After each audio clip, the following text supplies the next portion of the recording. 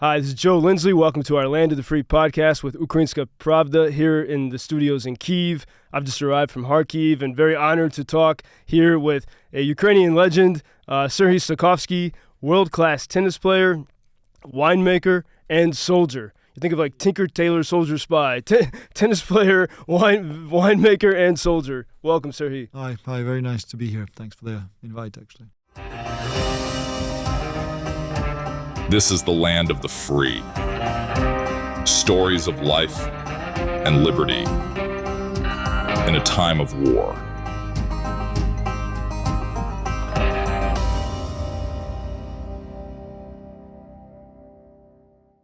And we're here in your hometown, of course, in Kyiv. Sergiy, you have, in your tennis career, you've had a storied tennis career. You defeated Roger Federer when he was number one in the world at Wimbledon. He was defending Wimbledon champion in 2013. I think he was number 2. He's number 2, but he was the defending champ. Yeah, he was defending champ. Yeah, and you defeated him in 2013. Yeah. And then he won the next year. Yeah, okay, of course, yeah, but it was you have great story. You've had a storied and successful career, and then in addition to your tennis exploits, which we'll talk about, you started making wine, I think, in 2018. I've been to your vineyard. And it's a beautiful, fantastic place in Transcarpathia. Zakarpattia. Zakarpattia. Thank you.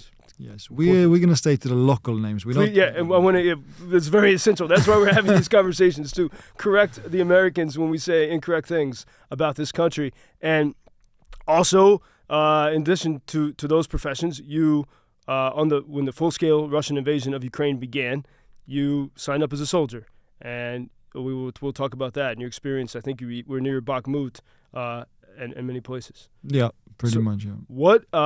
So here you are on February 24th, 2022, give or take, world-class tennis player, living in this elite world, an elite athlete, going to the world's most famous tournaments, making fantastic wine. It's a good life. It's hard work, but then what happens for you on the 24th? Well, to be exact, if we're talking exact, I finished my singles career in January 2022 in Australian Open. And basically my plan was I had a few big projects coming up, which I was building up, including wine, including tennis club. We were building a massive project for Ukrainian Olympic team, kind of Team USA, but in Ukraine. And I was honored and pretty much with that task in terms of forming the idea and forming the group of individuals who will be running this project.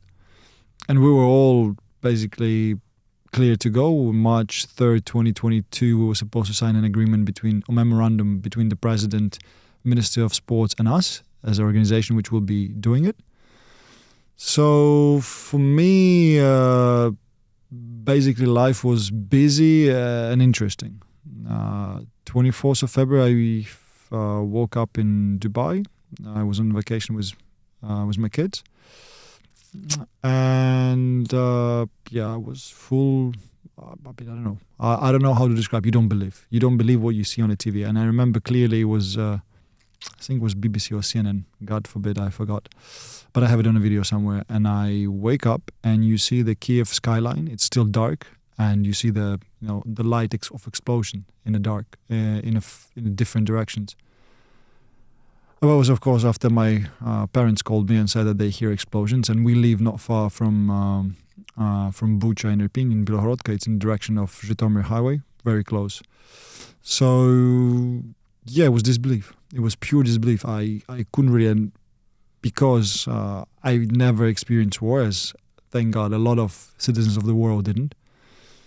You didn't know how fast it can end, how quick, what's going to happen in general, how fast Russia can dominate or cannot, or how long can we defend. These all things where you're uncertain of is just insane. And then, you hear, they're already moving in Kherson, or they're already in Sumy, or they're in Chernihiv, or they're coming into Kiev. And you're completely, basically non-stop on the telephone, on the iPad, and trying to just locate, calling all your friends who's where, everybody's safe. And, you don't know the outcome. You don't know what's going to happen next. And at that time, the level of unity in between different ranks and just people, ordinary people, was just insane. And when did you come back to Ukraine? So for me, of course, it was not at that time. For me, it was not a question that I'm going to come back. But the question arose is that we lived at that time in Budapest, and how long Ukraine can stand. Yeah. Because for me, I understand clearly that I'm on a blacklist of Russia. I mean, this is obvious, and it was prior to the full invasion. I'm pretty sure that my name rose up quite a few times for them.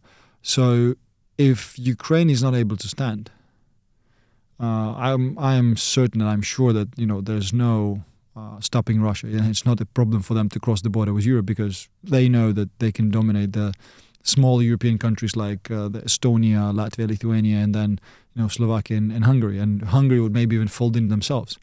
So where would my kids be safe? Where I'll be safe? And the question arose, and I started to look for the place for them in Dubai. Of course, literally in a matter of minutes, all the available apartments and hotels in Dubai were fully booked. You couldn't get anything. All the things you could get was just ludicrous prices. So we decided to stay a few days there to see what's going to happen.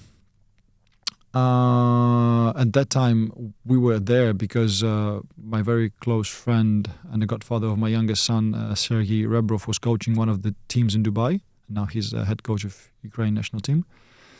So we knew that in case we needed to extend, we could stay with them for some time. But then after the first day and then on the second day, I've seen that we start to gain some ground. We start to resist fiercely in some directions. And we start to see that actually, they are in a more chaos than we are. So I understood that, it's not going to be that fast. They're not going to be able to roll over so quickly, and Ukraine will resist. And a lot of Ukrainians are resisting. So, there's time. So we took a flight on the 26th. On the 26th, we took a flight back to Budapest. I got my kids home. I unpacked them. I took a backpack with some documents and basically left. I drove from Budapest to Bratislava because I have a lot of friends, because I used to live there, and basically all my, I would say, friends are from there predominantly. I have literally very few people I talk to in Hungary. And they already knew, they already had a heads up. So I came there. They are from military environment as well, because my, I would say, circle of friends is much bigger there. So they packed me. I had no idea what I needed. So they packed me, with a multi-tool, with shoes, with basically I was like, you need this, you need this. I'm like, okay, I need this, I need this, I need this. These are your Slovakian friends. Yes. Yeah. And then on top I have a very good friend who has a company which produces a ceramic bulletproof plates. And he came around and he gave me, I think, 3 or 4 vests already with the plates inside, which I want to thank again to him, because of course after that we did buy a bulk of him, so it was real help.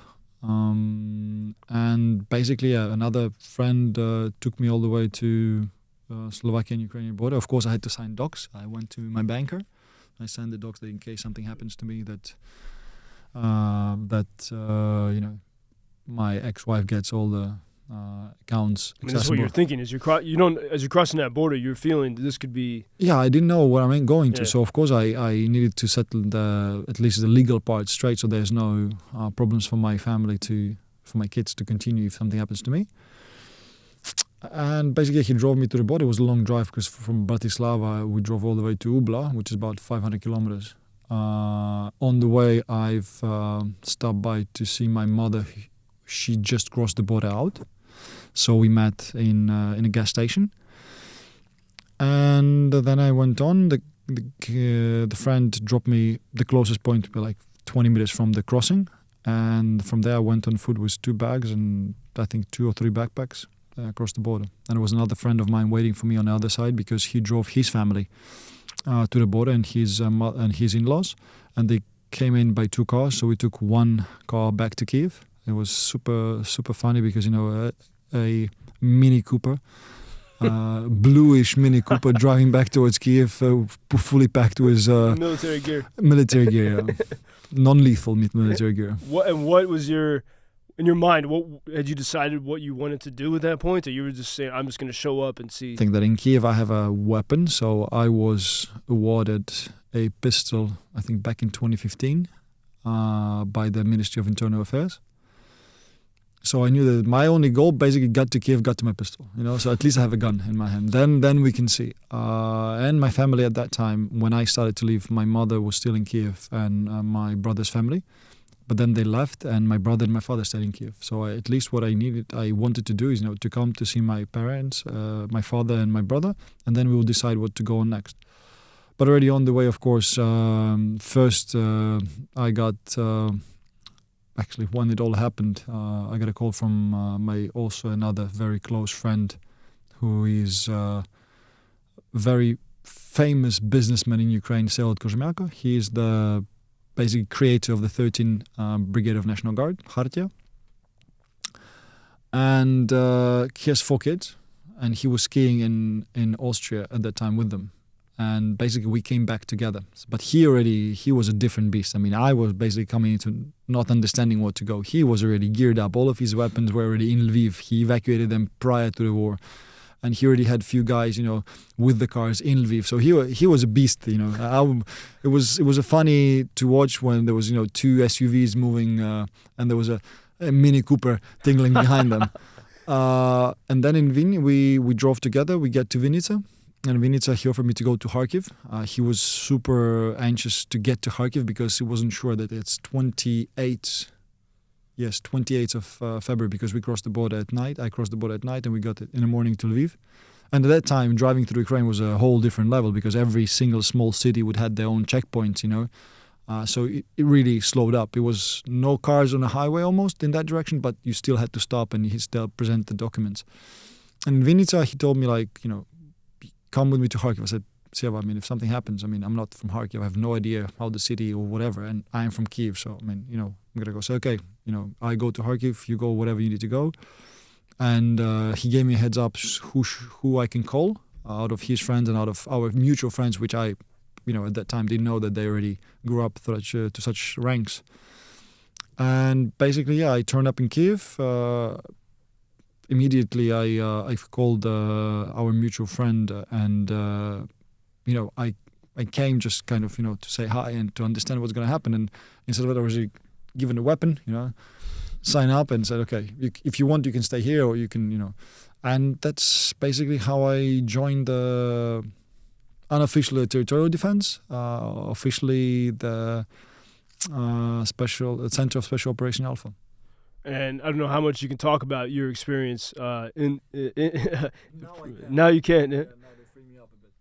What? So all of a sudden, so you end up in Donbass, I think, right? Or near Bakhmut or in Bakhmut, and what was there? You're used to some of being some of the most extraordinary sporting venues in the world. Great moments at Wimbledon, and you're a professional athlete, so you're used to being at the extreme of excellence, and you're used to extreme situations, but usually in a very glorified setting. So, was there a moment what was your first moment of saying what the hell is going on? Were you there in battle or whatever your missions were? No, glorifying. I was never.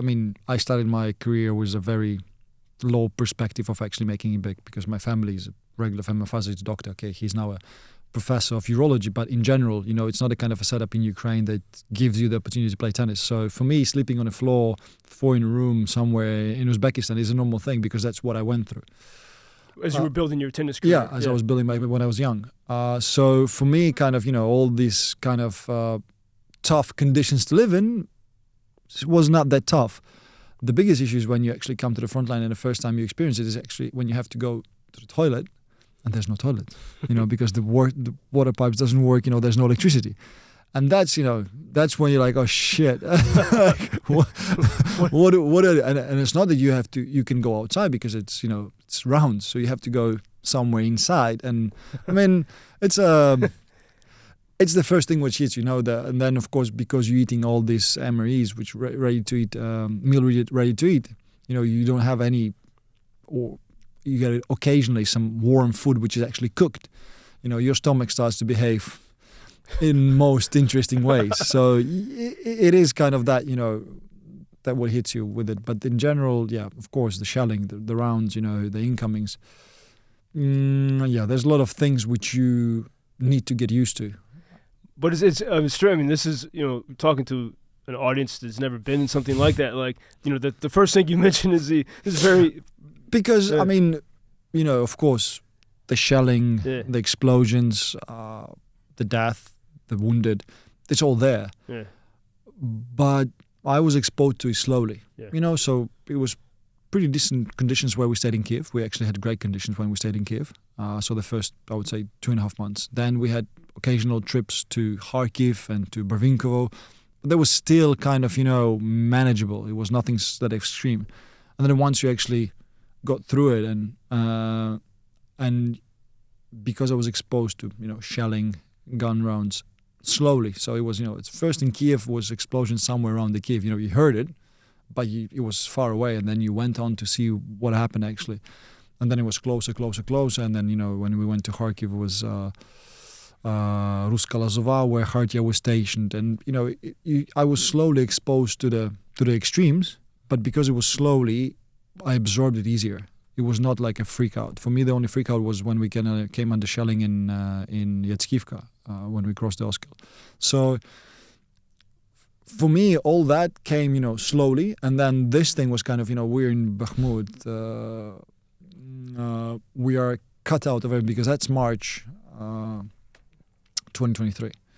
Prior to that, all the conditions were kind of, you could still go outside. We have this little tent outside. But Bakhmut is basically, in March, it's shelled non-stop. Yeah. Going outside is really dangerous. So you only go outside when you actually go on ops.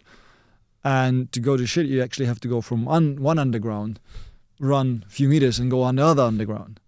And that's basically, you can imagine if there's a group of people living there, at that time, that...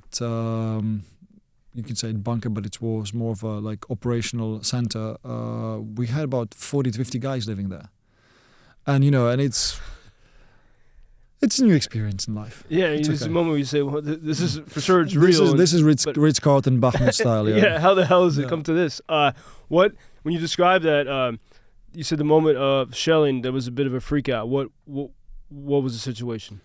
Basically, it was the end of Izyum operation, of Kharkiv operation, which basically ended somewhat after Izyum. I was just there days ago.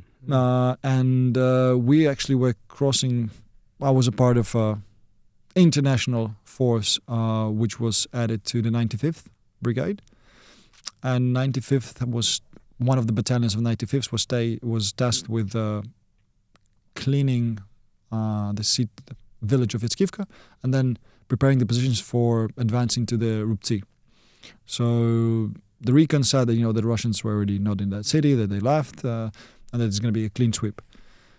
Of course, it was not a clean sweep, and then basically when we finished our part of the mission, we had a few wounded in our unit, so they've been extracted already on Medvac. And we were trying to cross Oskil River, which is next to the Izyum, back to the station to see our wounded. We came under artillery rounds. So the first time when we were coming in front of the bridge, we saw the artillery rounds. We went to the forest. We saw that the pontoon was blown because we saw it with our eyes. So, one of the guys said, okay, we're going to swim. It's September. It's pretty cold, I would say. I said, guys, whoa, wait a minute. I understand everything, but swimming is a bit different beast. So this is a river Izyum is right on this river. Right? Izyum is basically, yes, you cross the bridge ponton, but it's higher up to Izyum, and this is a bit lower, down the, how do you say it? Downriver, yeah, whatever. And so we could theoretically go up, but we didn't know what the situation there. So we only knew this sector. So there was a decision or an option of swimming. And I said, guys, wait, let's see, because the shelling was ongoing.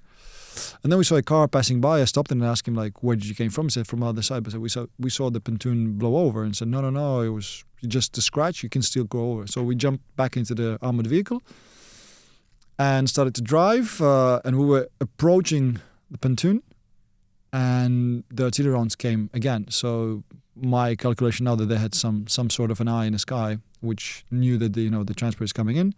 So we had one landed about 3 meters behind us, which hopped us. Everybody slammed their heads, and then the next one landed literally 1.5 meters in front of us. So all of the blow went to the front glass and shattered. We were pretty lucky. We had a decent APV. Was this Rochelle's, Canadian, I think. So basically, we got blown off the road into the kind of sidewalk or forest, I would say. So we disembarked quickly, one side to one side of the road, the other to the other. In the forest, of course, there was plenty of mines, small ones. So we basically crossed the other. We were running about from artillery rounds for about another 2 hours from one cellar to another cellar. That was, I think, for me, so far the most scary experience. Since that, of course, there was shelling coming in, but I think the first time is the worst because you have no chance of doing anything. You even don't flip. There's one coming in, and then a second later, second lands, and it could land if half a second or quarter of a second we were driving too fast. It would land in us, and it's done. I mean, the direct hit we would not withstand. So. Going too fast or going too slow, you can't control which would be best. And we were also lucky because we had 2 vehicles within a unit. So there was 10 guys in armored, and there was 4 guys in a medvac. But because our medic took the keys from medvac with him when he was taking out the guys, we took only 1 car because we couldn't. If we would be 2 cars, some would get hit. Yeah, it's too much. Real estate. No, because just that 3 meters behind us, that would be the other car. So somebody, just luck that we didn't have the keys from that car, that we were driving in one. And for couple hours, you're going into abandoned houses or destroyed houses. Yeah, just in the cellars of these houses. And this, to top it off, because you had thought that this village was already cleared, so you were expecting something calmer. Well, the thing is that you're expecting artillery. You're expecting artillery rounds, but you don't expect any man fire in there. Of course, that changed dramatically once we were in the city, but when we got hit, it was already on retreat. So it was maybe 1 kilometer from the actual gunfights. Mm. And that's when, they start shelling because Russians didn't want that, more reinforcements come in. So they're trying to destroy that chain of reinforcing coming through. But eventually, I guess because they were retreating, that subsided. This came to an end because... on that particular day, because the Russians were pulling away. No, on that particular day, it didn't stop. I mean, the 95th actually cleared the city, but with problems because we were tasked with a small piece of land which we had to clear because we had a small group. 95th had 3 platoons there. 2 were actually going to the city, and 1 was reserved. And they actually had to use that reserve because there was a small setup which caused a lot of injuries and unfortunate lethal injuries. So they actually been fighting there for all day. We had some tanks which we lost, and the Russians' tanks were still in the region. They were still working. So it was war is chaotic. We only see it in the movies as, everybody's on the walkie-talkies, everybody know where they are, what they're doing. Nah, the war is, especially in Ukraine, is completely different because we don't have anything in the sky. So the sky is dominated by Russians, and their planes doing a shitload of damage.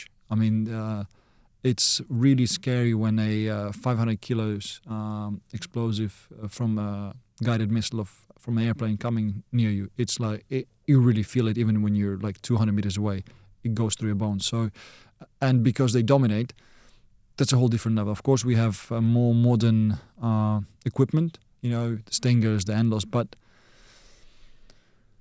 it's very hard when you fight against such a massive force. And still, it was September 2020. 20 September. Yeah, I think. That was a huge. Ended up being that was a time of great success for Ukraine, taking back that region, the Kharkiv region. Yeah, it was a massive operation, and unfortunately for us at that time, if we would have more troops, we would go further. Yeah. The only problem is that we had some of our regiments and some of our brigades were non-stop marching for 2.5 days. They were just out of power. They just, if we would have had that third wave, we would most likely end up in Luhansk because they were running. we just didn't have enough manpower to keep on pushing. They were all, I mean, they were dead. I mean, physically dead and emotionally. I mean, imagine not sleeping 2 nights and constantly pushing on and constantly clearing up city by city, city by city. It's just too hard. So, but for manpower, it could have been even more. Yeah. No, it's not even about the manpower. It's about that, when you have a battalion, it needs to ride on something. You cannot go on foot 200 kilometers. Yeah. And when you don't have that, APVs, tanks, BTRs, you just cannot, you cannot send people in buses to go to the front line. So that was, at that time, a key problem for us. We did not have enough equipment, military. When you talk with your colleagues, your soldier colleagues now, what do you feel? What is the thing they need the most? Ooh, well, the thing is that everything we needed yesterday. Yeah. The thing is, everything we got. And I'm not gonna be. I'm super appreciative that the world is helping us. But in the face of, they need to understand that it's not some local thing. It's a massive problem that Russia is not going to stop in Ukraine. Russia wants to destroy Ukraine. Russia wants to terminate Ukrainians. That's basically they set their goal. They want to denazify Ukraine, but denazifying Ukraine means killing all the Ukrainians. They're not going to stop because their idea is, getting back to Berlin, getting back to the post-World War II grounds, which mean Poland, Baltic countries, etc. The world doesn't feel it. They felt it a little bit in the beginning, but now they say, no, but Russia will never going to do it. I mean, Russia is going to do it. And unless they're going to stop in Ukraine or they lose in Ukraine or Russia cease existence, the threat will always be there because it's not about one person who is trying, to mingle. And we're talking about, they already lost about, 350, 400,000 soldiers. And they're not coming. They still keep coming, new, fresh ones. So we're talking about the general idea of the population of Russia is okay to kill people. Is okay to go back and attack Europe. Is okay to send rockets and missiles into the civilian cities. They are basically showing in the state TV that their nuke rockets will reach London in 200 seconds, Berlin in 180 seconds. And they're actually showing it and they're preparing their population that they will do it. And the population is not saying, no, don't do it. They say, yeah, let's kill everybody. Let's dominate the world. That's fucking wrong. And we see this every day, of course. Yeah. And in Ukraine, we see it every day. Yeah. Especially the cities that, Kyiv is well protected by Patriot missiles, but and Lviv, but cities, Odessa, Kharkiv, and all the cities that have been destroyed. Yeah, well. What do you, Sergiy, do you speak much with your old opponents and colleagues in the world of professional tennis about this? Do you think, are they paying attention to what's happening here? Do you have much communication with them? Or is there an awareness of? There is awareness. I've talked to a lot of them in the first month. I've received, honestly, even if I'm going to scroll back in my phone at the time and I definitely going to forget or I didn't answer to some of them because there were just way too many messages. It's not about only my current or past colleagues. It was people who played before me, people who already were coaches or ATP employees, WTA players, a lot. And I'm really grateful for their support and, that they care. But I also understand it's not their war. They every time I reached out, they always say, oh, how are you? And they all understand they're in situation. But on the other hand, the war is in Ukraine. And it's us who's supposed to fight. And we are fighting. So I know that they are for Ukraine. Maybe they don't put it out every day on their social media. And I would never want it because they live a peaceful life. And they want to have a peaceful life. And it's not up to them whether their government is going to give us weapons or not. But I'm sure that if that would be up to them, they would give us. So it is a very, I would say, strange situation right now where the world is going to get tired of all the Ukraine war. The politicians are starting to build up their political careers based on what they say about Ukraine, whether we're not going to give Ukraine any more support, we're not going to give them any money. And some of the people say, that means that we will have more money in our country. And they build up.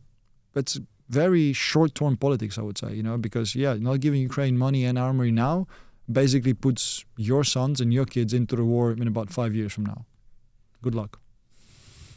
Yeah, just read the history. As I'm thinking about you telling these stories of your intense battles in Izyum, and Izyum means raisin. Yeah. Version of a grape, the sad version of a grape, you could say, or the like. Appassimento. Yeah, which is kind of ironic in a sense, because there you are in Izyum, crawling around under fire, and you have this beautiful vineyard in Zakarpattia. Yeah. And I've been to that vineyard from your tasting room. It's on the other side of the Carpathians. It's a different climate. It's sunnier than it is, say, in Galicia or Lviv. It's a beautiful place, and you can see from your tasting room Romania and Hungary. And so it's this point where these nations come together, and you make amazing wines. I tried your experimental. It was back then experimental, the Traminer orange wine, but all you have your ace wines, the Merlot and the Cabernet, which you see all over Ukraine, and fantastic stuff. And so there you were in Izyum, the town named after the raisin, and you're also a great wine visionary. What's your story with wine? How did you? Oh, it's a very long one. I'm not sure we're going to be able to cover it here. But basically, I didn't drink alcohol at all. I didn't like alcohol. The taste of alcohol just doesn't fit me. But I fortunately accepted an invitation from a club in Bordeaux, Villa Primrose, one of the most, I would say, oldest clubs in France. It's about 127 years old. And it's a very, especially, I would say, cool club in a way that about 400 members, half of them are winemakers, wine merchants, negotiants, journalists, enologists. So basically the whole of the Bordeaux mecca of winemaking is the members of the club. And I came there and never drank wine prior to that.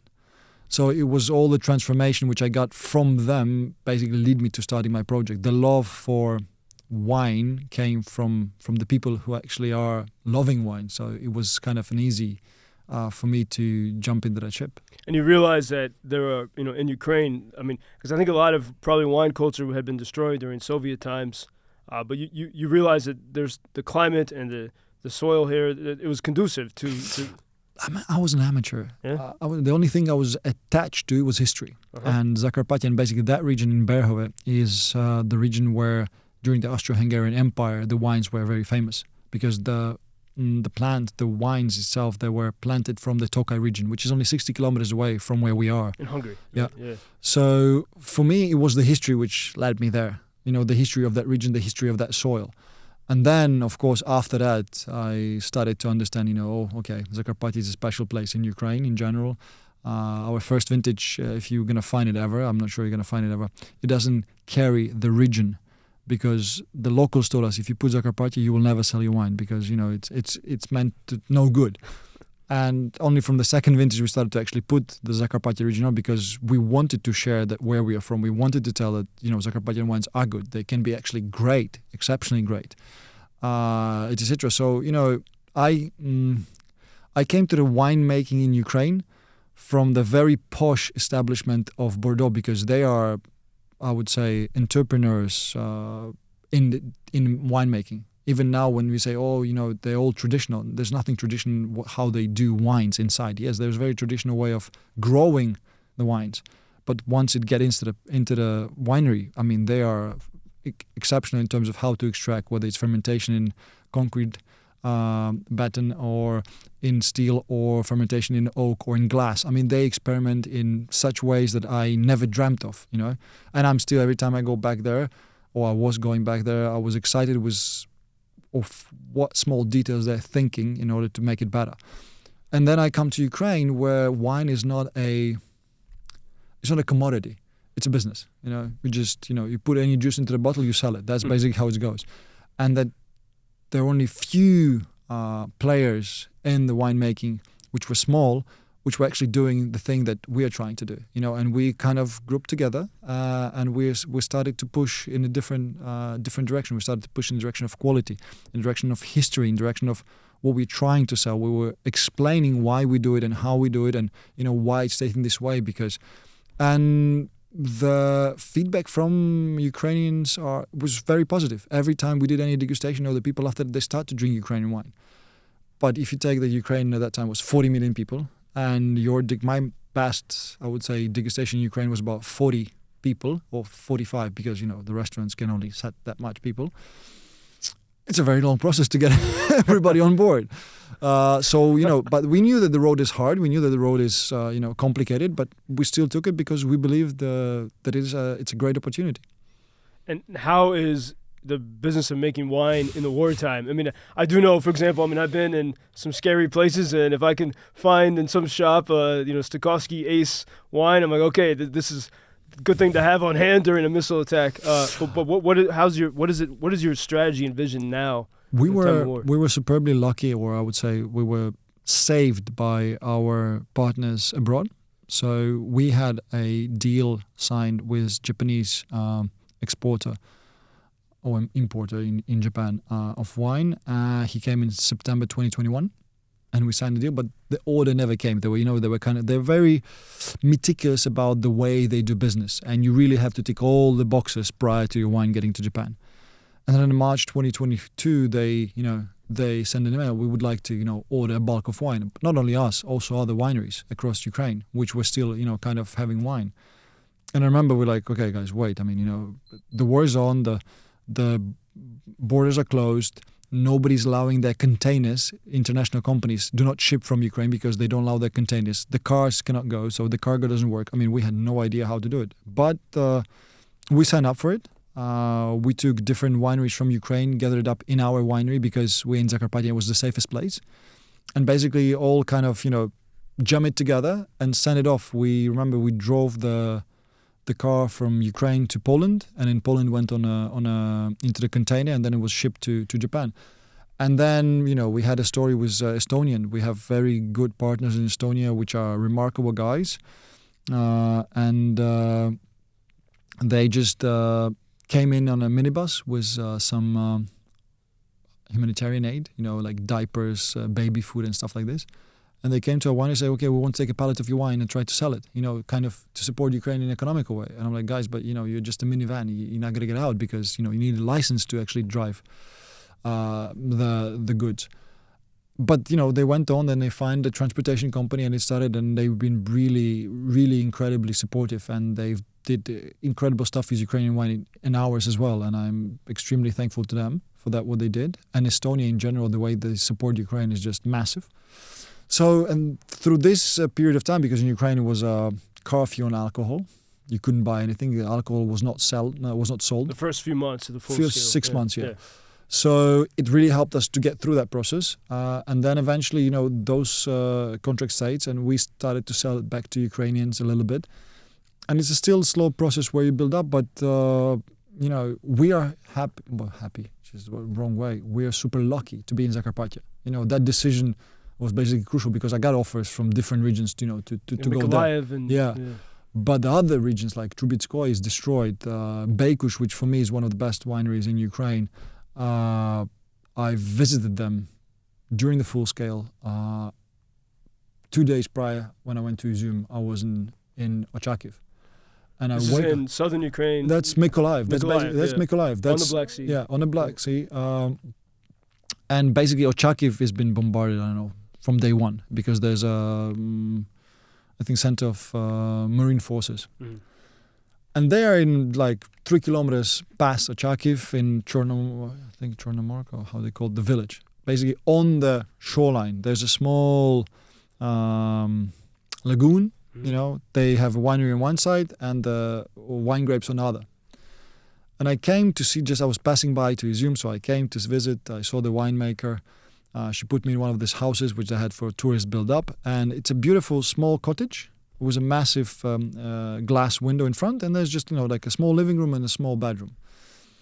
But the glass is overlooking the lagoon and into the parts of Black Sea and into the territory which is held by Russia, because it's on the other side of Dnieper River. That's the valley where it comes. And every morning you have rockets flying over your head, and I wake up 6 a.m. and I hear there's a noise, and I get out and I see literally rockets flying over, and I call the winemaker and said, what the fuck? She's like, don't worry, every day same shit. It's gonna land somewhere behind us, either Odessa or in Mykolaiv or somewhere, but every day like this. I'm like, shit. You amazing how you adjust and get used to that stuff. They would just be working with And it. they're still working, because I see their wines. Yeah, no, they're working. They're working. They're operational. And they're actually doing great wines. But I mean, the circumstances in which we all try to survive. Of course, the world is taking kind of for granted, but nothing is for granted in Ukraine right now. Could you, as we close on this, as you know, I think as I've traveled this country, and every American I know who's come to Ukraine is so inspired by the people they meet as they travel the country, and they don't want to leave Ukraine. They love being here. It's a place of inspiration and encouragement. And you know, in America, we love self-help. You know, like you have like the people that take ice baths every morning. You know, all the tech entrepreneurs and all that. And you know, here you take missile baths. You know, it's wish for it, but you got rockets over your head. How you, as a professional athlete, world-class athlete, as a soldier, and as an entrepreneur, how do you? I mean, obviously this takes a toll, right? And you have kids, and you know your kids are often far away, I imagine. And how, like, what's your strategy for every day when you wake up? How do you stay like fit and focused? And maybe within that context, like what has been your darkest, most difficult moment in all this? And how do you keep your mind stable and sharp and focused? Well, it's hard for me to judge my mental state by myself, but I definitely acknowledge that I've become more, I wouldn't say strict, I would say less tolerant would be the right way. So my boiling point becomes significantly lower, or just coming up faster, because you don't accept certain things, and you just you don't want to deal with it because you are under tremendous amount of pressure throughout the other things. So you just don't want to kind of absorb the negativity which you don't have to. It is daily life. I don't know how you wake up. I mean, back in 2022, my daily life was just planned on the next day. I never planned ahead of one day from the time I returned, because you didn't know what the next day is going to happen. So always the next day. Okay, we'll see what next day is going to bring. Right now, of course, you're already adjusted to the war and you're trying to plan a bit ahead. I'm not planning very far ahead because I honestly still don't understand whether I will be able to live through this war or not, and as many of my countrymen. But it got a bit easier, and the only thing which helped me to get through this process is basically my professional tennis career, because the mental stress you endure there, it's kind of mental stress also here, and you kind of trying to cope with it. But apart from the mental part, I would say maybe physical part helps a little bit, because I was fit to do stuff, and I'm fit to wake up every day, whether it's 3 in the morning or it's 6 in the afternoon. You're able to do stuff which you need to do. But I don't have the mix. I'm just trying to be I'm just trying to live a life here when we're not on the front line, as normal as I can, but understanding and knowing that the war is in the country, that daily people are dying, daily soldiers are dying, and every day something might happen, and everything can change in one day. But still trying to be sort of positive or normal within the borders of my own morality, I would say. Is there like any comparison whatsoever in your mind or in your spirit, like to the intense moments, like the moment when you were defeating the defending champion of Wimbledon, Federer, which is an extraordinary thing that most people can't imagine, right? Even tennis players can't imagine, even top tennis players can't imagine that. Is there any connection in your spirit or mind to being in these extreme circumstances, with your friends and your fellow soldiers fighting? Any similarity, or is it totally different things? Totally different things, I would say, because when you win, so basically beating Federer or winning one of my 4 singles titles, it's euphoria. It's a positive emotion, outburst of that positive emotion, because that happened. Here, honestly, like hitting a tank or even the Russians and killing them doesn't give you that, because it's not euphoria, it's just a daily routine. So I guess maybe if we all live through it and we wait until that victory day, no matter for who takes it what, but for me, like, let's say it's dissolvement of Russia as a state, because once they don't exist, there's no threat. if there's a different ruler, but same country, same shit. Maybe when that's going to happen, maybe that euphoria is going to be able to match that which I had in my tennis career. Wow. Sergiy, wait, do you still play tennis? Do you find time in the war to? I'm very lucky that my commander, or actually our statute of the security service, allows us to take part in volunteer sport events. Mm-hmm. Which means I still try when I'm back in Kiev, once a week I play 2 hours with the next generation. And last year, me and Elina Svitolina, we organized through her foundation a tour of events for the kids. And we're actually going to do it this year again, but on a bigger scale. And actually tomorrow I'm for one day off to Lviv, where we have a masterclass for about 450 kids, which came all over from Ukraine to play tennis with us. So that... I would say we are just trying to give back to the sport which gave us a lot, and trying still to give our next generation, which we're not able to leave because there's many of the tennis families that left Ukraine and they are settled in different countries. But we really want to also help the ones who stayed and tell them that there's still a chance, there's still a way. If they work hard enough and if they try to become the best of themselves, they still can make it big in tennis. And that's basically the message why we're doing this stuff. Not to give up on the dreams of peaceful, because that's everything that they still live. They're in bomb shelters in the morning, but they still can kind of practice in the afternoon, and still believing that even in those very hard and very harsh circumstances in their lives, they still can make it through. They still can be great tennis players. They still can be the tennis stars. Wow. Well, Sergiy Stakhovsky, дуже дякую. Дякую. Tennis champion, winemaker, soldier from Izyum to the vineyards. Thank you for sharing these stories with us, and I hope many people who watch get to try your fantastic wines. Hopefully, yeah. We actually start sales in the States. We have I think we have a phone call with Wine Spectator tomorrow. I think we're launching it in States. Oh, fantastic. Yeah, we have a distributor finally. So we'll spread the word. And please do. And this has been Joe Lindsley with our Land of the Free podcast with Ukrainska Pravda here in the studios in Kyiv.